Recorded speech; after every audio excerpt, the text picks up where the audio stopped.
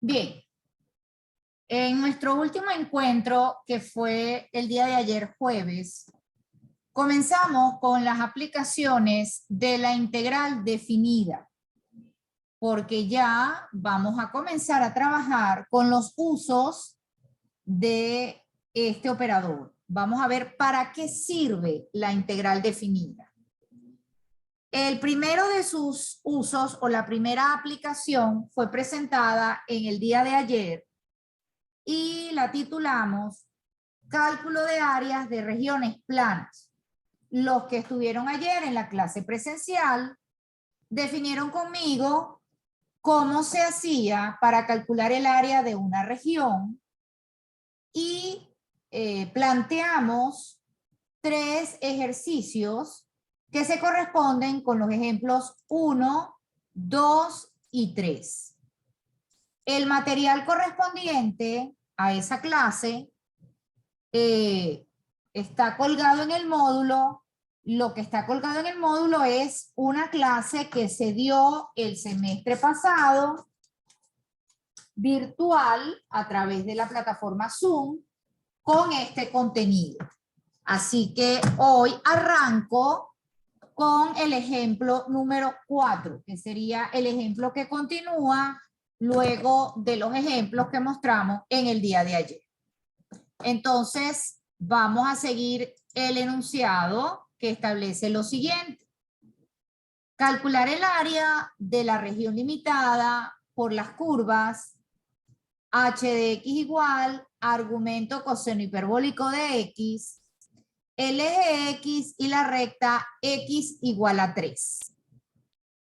El argumento coseno hiperbólico de x es una curva que se presenta dentro del estudio independiente de funciones hiperbólicas y, como les dije, mientras pudiese y cuando pudiese, ya iría incorporando curvas o funciones hiperbólicas al trabajo de aula en los ejemplos o ejercicios de la materia que continúa después de ese estudio independiente.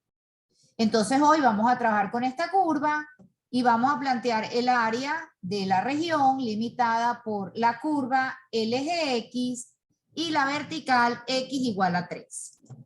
Bueno, vamos a mostrar el gráfico donde se ve cuál es la situación que está planteada en virtud de que esta curva es una curva nueva, notable para el curso de cálculo 2, nueva porque la acaban ustedes o deben haberlo ustedes revisado en el estudio independiente que quedó, ya no recuerdo exactamente en qué semana quedó ese estudio, pero sé que ya es material de semanas anteriores.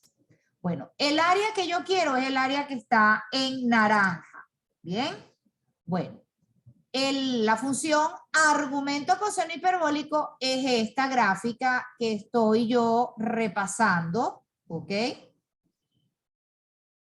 Tiene un dominio que va de 1 en adelante. Este punto vamos a señalarlo, que no se ve muy bien en el gráfico, es el punto 1, 0. ¿Bien? Y ella se extiende pues al infinito. Si quiero la región limitada o encerrada entre esta curva, el eje X y la recta X igual a 3, pues la zona que está pintada en naranja es la que se corresponde con el cálculo de esa región. Veíamos en la clase de ayer que existen 2 maneras de calcular el área de una región. A través de 2 definiciones. Una de ellas lo que establecía era dividir la región en infinitos rectángulos verticales y otra establecía dividir la región en infinitos rectángulos horizontales. Todos los ejercicios que hicimos ayer planteamos rectángulos verticales. Quisiera hoy plantear rectángulos horizontales. Bueno, para ello yo necesitaría conocer las coordenadas de este punto. Este punto que estoy marcando en rojo, que es la intersección entre la recta x igual a 3 y la curva argumento coseno hiperbólico de x. Ese punto se consigue sustituyendo la abscisa 3 en esta curva. Entonces el punto sería de abscisas, la abscisa sería 3 y la ordenada sería argumento coseno hiperbólico de 3, que es un número. Argumento coseno hiperbólico de 3 es un número. Podemos encontrar su aproximación decimal, pero nosotros no trabajamos con decimales. Permítanme un momento que tengo una pregunta de Juan o una intervención de Juan en el chat. Pregunta Juan. ¿Todas las áreas pueden ser calculadas con rectángulos verticales, por ejemplo? No, no todas. Así como no todas pueden ser calculadas con rectángulos horizontales. Es decir, ¿se puede usar un mismo método de cálculo de área para todo tipo de integral? No, depende del ejercicio. Oye, hay ejercicios en donde no hay mayor diferencia en cuanto al planteamiento y a la dificultad de la integral posterior si trabajamos con rectángulos verticales o con rectángulos horizontales. Hay otros ejercicios que por las características de la integral y así, o del área, y así lo hicimos notar en un ejemplo en la clase de ayer, solo conviene, por ejemplo, hacerlo por rectángulos verticales. Y hay situaciones en donde por las características de la región solo se puede plantear y resolver utilizando rectángulos horizontales. Todo va a depender de cuál sea la región que se quiera calcular. En este caso se puede hacer tanto con rectángulos verticales como con rectángulos horizontales. Pero en virtud de que los tres ejemplos anteriores fueron con rectángulos verticales, quise que tuvieran al menos un ejercicio hecho con rectángulos horizontales. Cuando me refiero a rectángulos horizontales, lo que se establece es que toda la región, ¿verdad? Desde el eje X hasta este punto de intersección, que ya vimos que tiene ordenada el número argumento coseno hiperbólico de 3, se divide en infinitos rectángulos horizontales, como por ejemplo este que tenemos aquí, ¿ok? Este rectángulo horizontal es uno de los infinitos rectángulos que se pueden trazar. Fíjense que lo puse muy grande para que se pudiera ver bien, pero en realidad aquí hay infinitos rectángulos. Ok, ahora, cuando yo planteé el área con rectángulos horizontales, de acuerdo a lo que vimos ayer, establecemos que la altura del rectángulo es la distancia que hay desde la curva que está a la derecha, que como verán es la recta x igual a 3, menos la curva que está a la izquierda, que es, como ven, la curva hiperbólica o la curva inversa hiperbólica, argumento coseno hiperbólico de x. Pero cuando yo reste, para obtener la altura de este rectángulo, lo que debo restar son las x, es decir, la x de este punto, que es 3, menos la x de esta curva. La x de esta curva, y igual argumento coseno hiperbólico de x, la tengo que despejar para poder plantear el área buscada. Esta x, afortunadamente, nosotros ya la sabemos despejar porque sabemos trabajar con inversas.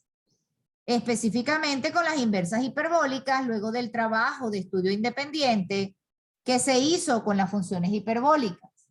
Así que la x se puede despejar sin problema, estableciendo que el argumento coseno hiperbólico puede pasar para el primer miembro con el operador contrario, y el operador contrario o inverso del argumento coseno hiperbólico es el coseno hiperbólico.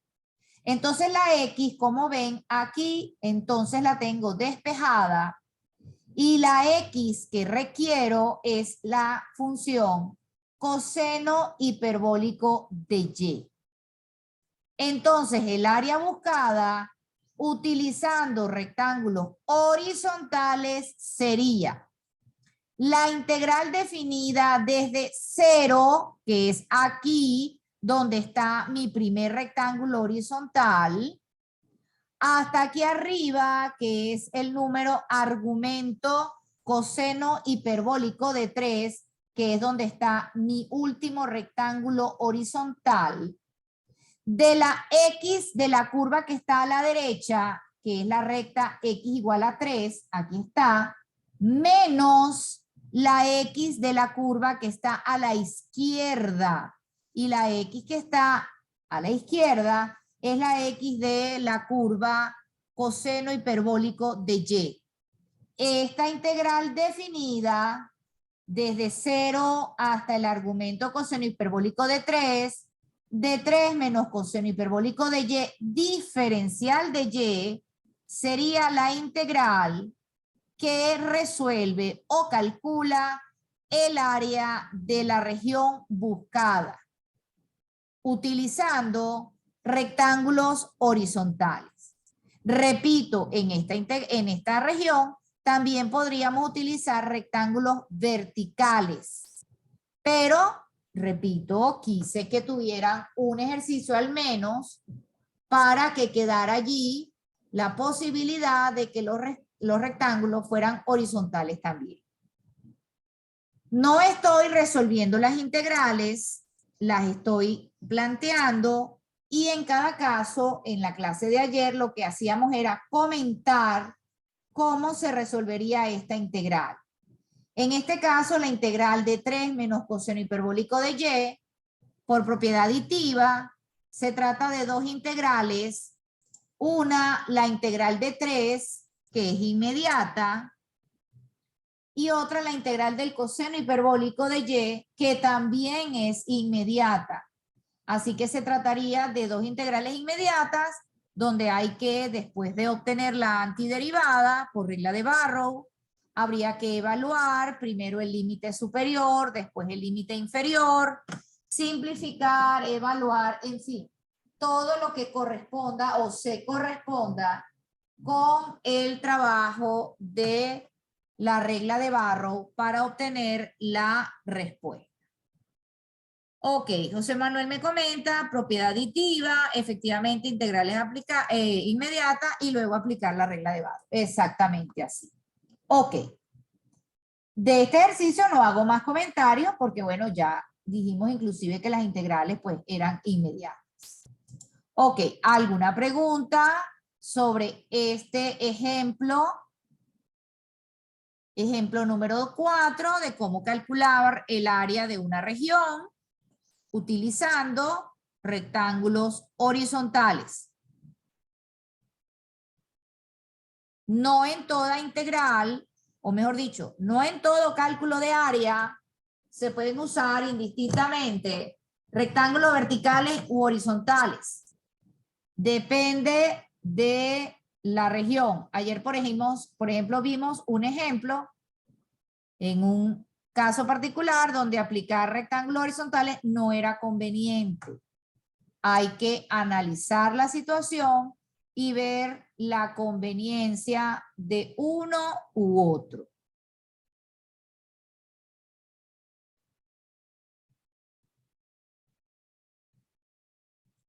Muy bien. ¿Preguntas entonces?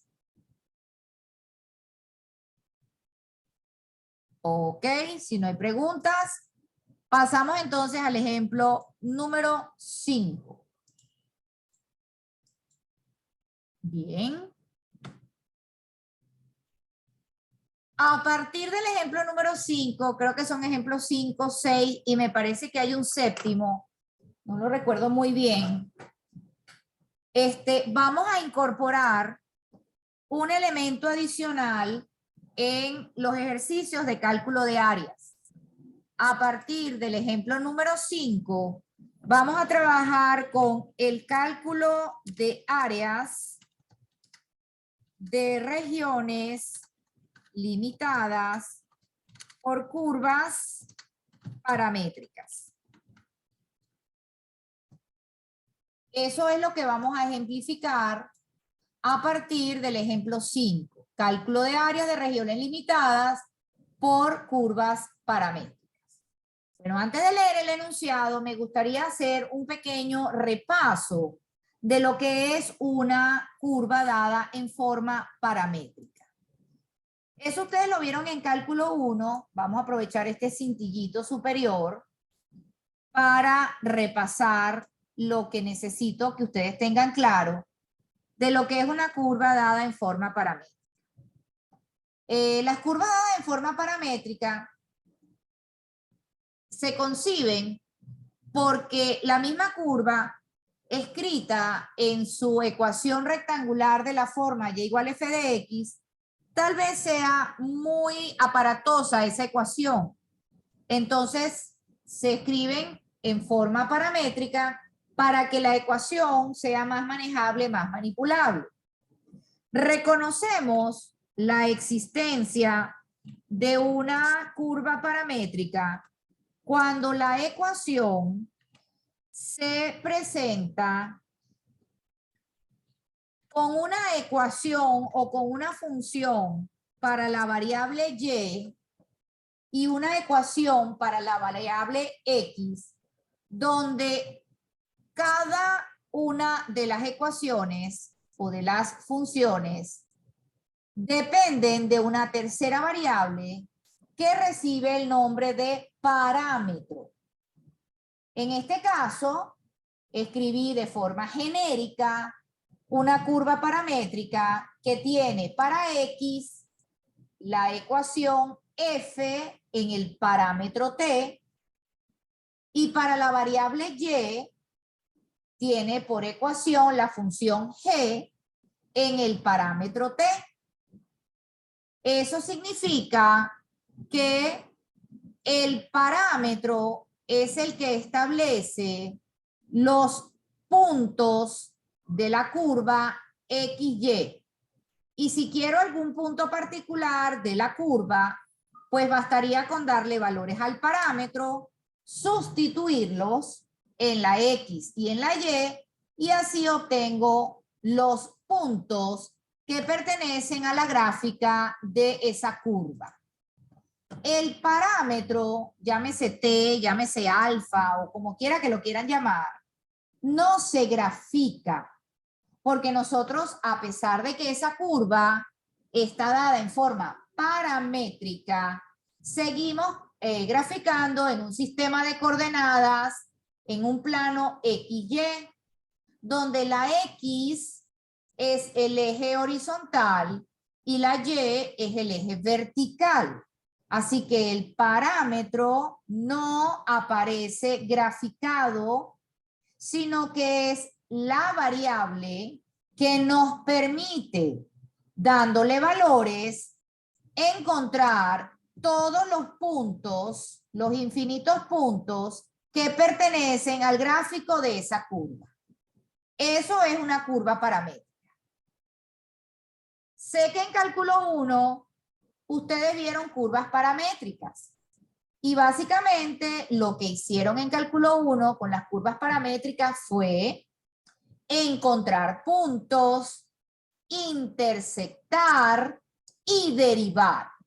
Eso básicamente es lo que ustedes aprendieron a hacer con las curvas paramétricas en cálculo 1. Repito, buscar puntos, intersectar y derivar. Más allá de eso, si hicieron alguna otra cosa, magnífico, pero eso es lo que yo requiero en este momento para comenzar a explicarles cómo es el trabajo del cálculo de áreas de las regiones cuando la frontera es eventualmente una curva que esté dada en forma paramétrica. Bueno, existen infinitas curvas en forma paramétrica. Y en líneas generales, cualquier curva se puede parametrizar. O sea que las curvas notables de cálculo 1 o cálculo 2, como por ejemplo las formas exponenciales, logarítmicas, las funciones trigonométricas, las inversas trigonométricas, las hiperbólicas y las inversas hiperbólicas, que ya las voy a considerar como curvas notables de cálculo 2, porque ya pasó el estudio independiente, se pueden escribir en forma paramétrica.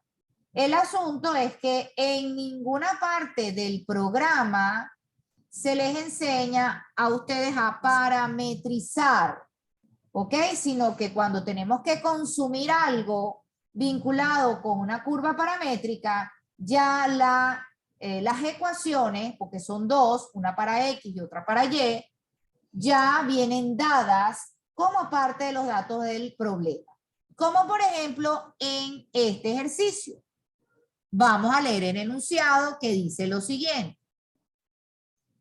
Calcular el área de la región limitada por la curva de ecuaciones paramétricas, y entonces vengo a establecer cuáles son las ecuaciones paramétricas.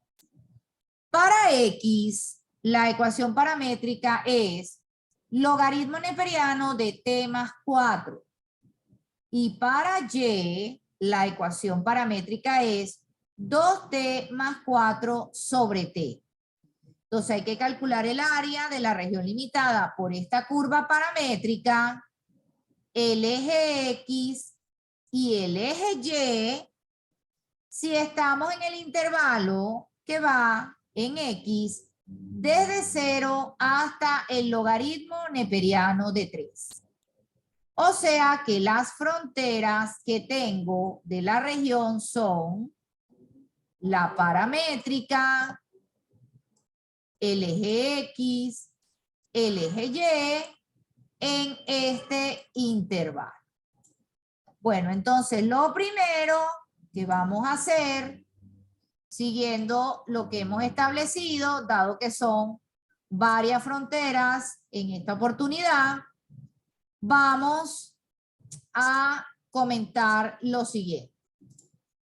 En el intervalo de X que va desde 0 hasta el logaritmo neperiano de 3, la curva paramétrica y el eje X se intersectan en X igual logaritmo neperiano de 2. Fíjense que una de las cosas que decíamos ayer es que hay que intersectar las curvas que están generando la región para saber cuál es el comportamiento. Entonces ya nos están advirtiendo que en este intervalo hay una intersección entre la curva y el eje X, que es el valor X igual logaritmo neperiano de 2. Esa información que yo estoy compartiendo se puede verificar algebraicamente intersectando ambas curvas. Es decir, voy a intersectar la curva paramétrica y el eje X. Entonces recuerden, por favor, cómo se hacía en líneas generales para intersectar o encontrar el punto de intersección de una curva con el eje X. Para buscar la intersección de una curva con el eje X, lo que hacíamos era que tomábamos la ecuación de la curva y hacíamos que la Y valiera 0. Repito, si estoy buscando la intersección de una curva con el eje X, tomo la ecuación de la curva y hago que la Y valga 0. En virtud de que yo quiero ahora intersectar la curva paramétrica con el eje Y, lo que tengo que hacer es tomar la ecuación paramétrica de Y hacer que Y valga 0, porque estoy intentando intersectar con respecto al eje X. Hago a la Y igual a 0.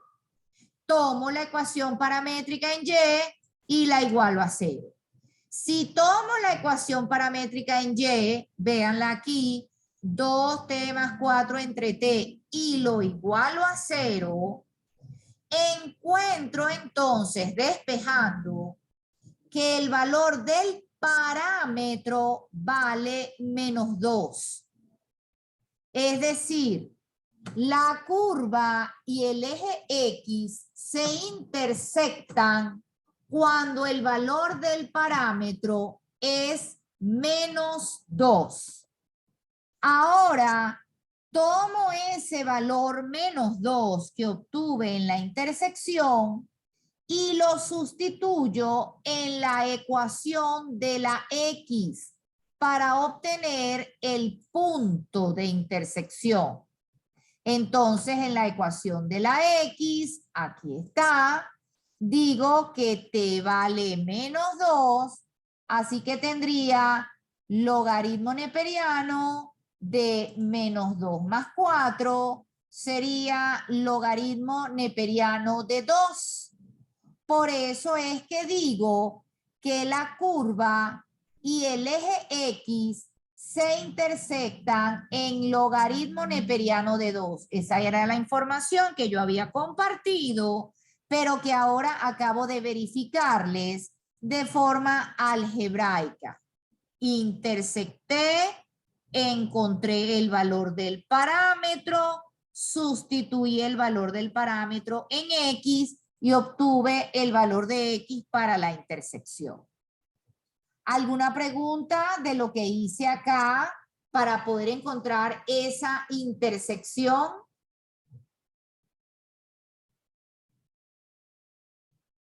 No, profe. Profe, yo sí, disculpe, ¿puede repetir por qué puso que Y valía 0 para que, o sea, para encontrar X0? ¿Puede repetir eso, por favor, que no escuché? Cuando tú estás buscando la intersección de cualquier curva con el eje X, haces a la Y igual a 0. Eso fue lo que hice. Yo estoy buscando la intersección de la curva paramétrica con el eje X. ¿Por qué? Porque el eje X es una de las fronteras de la curva.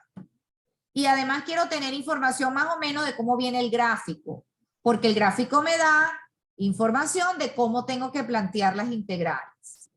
Entonces tomé la ecuación en y la igualé a 0. Porque, repito, para encontrar la intersección de cualquier curva con el eje X, la Y la tengo que hacer igual a 0. Entonces, por eso es que tomé la ecuación para la Y, la igualé a 0.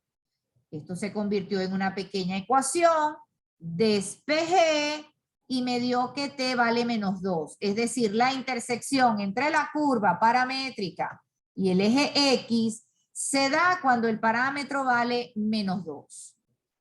Ese valor luego lo sustituí en la ecuación paramétrica de la X y obtuve finalmente el punto de intersección que ya yo lo había comentado, pero que quería que ustedes lo vieran para que tuvieran la información de dónde salió ese punto. Ok. ¿Alguna pregunta? ¿Quedó claro? Sí, profe, gracias. Bien. Ok. En el siguiente gráfico se muestra el comportamiento de ambas curvas o de todo el asunto, esto de ambas porque parece que son dos. Bueno, vamos a quitar esto. En el siguiente gráfico se muestra el comportamiento de todo el rollo que estoy mostrando aquí en el intervalo propuesto, que va de 0 hasta el logaritmo neperiano de 3. Entonces les voy a comentar cómo es el gráfico de esta curva. ¿Ok? Para que ustedes vean cómo vamos a plantear el área que estamos buscando. Entonces pasamos a la siguiente lámina y aquí les muestro el gráfico. Bien, observen cómo es el gráfico. Entre 0, vean el puntero por favor. Primero vamos a ubicarnos muy bien en el plano. Esta línea horizontal, muchachos, es el eje X. Esta línea vertical es el eje Y. Este punto que está aquí, permítanme marcarlo para que se vea más grandecito. Este punto es el punto que acabo de encontrar, que es el punto de intersección de la curva con el eje X que se daba cuando X valía el logaritmo neperiano de 2. Sigan el puntero en rojo y esta es la curva. Esta es la curva que la dibujé en el intervalo que va desde 0, que está aquí, hasta el logaritmo neperiano de 3, que está aquí. ¿Ok? Fíjense que hay un pedazo de la curva entre 0 y el logaritmo neperiano de 2 que queda por encima del eje X. Y hay otro pedazo de la curva que está entre el logaritmo neperiano de 2 y logaritmo neperiano de 3, donde la curva quedó por debajo del eje X. Vemos además que se trata de una curva decreciente. ¿Ok? Bien. Vamos entonces a ver los puntos de intersección con los otros elementos que son fronteras de la curva. Tengo por aquí el punto de intersección con el eje Y, aquí está. Y tengo por aquí este punto, que es el punto de intersección con la vertical que pasa por el logaritmo neperiano de 3. Estos puntos son importantes porque este punto es la intersección con el eje Y el eje Y era una de las fronteras. Y este punto es importante porque el intervalo en donde quiero el área va desde 0 hasta el logaritmo neperiano de 3.